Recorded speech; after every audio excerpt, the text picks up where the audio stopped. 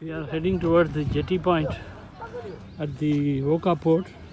From where we'll take a ferry ride to Bet Dwaraka, the residential palace of Lord Krishna.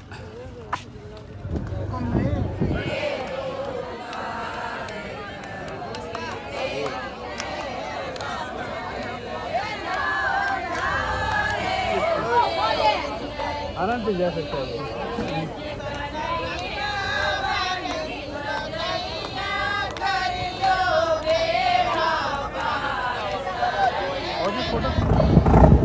The official capacity is 100, but there are about 200 people in this boat.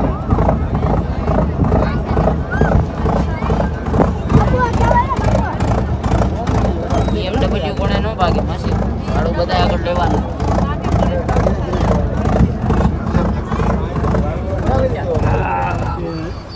Sea link is being established between Okha and Bet Dwaraka.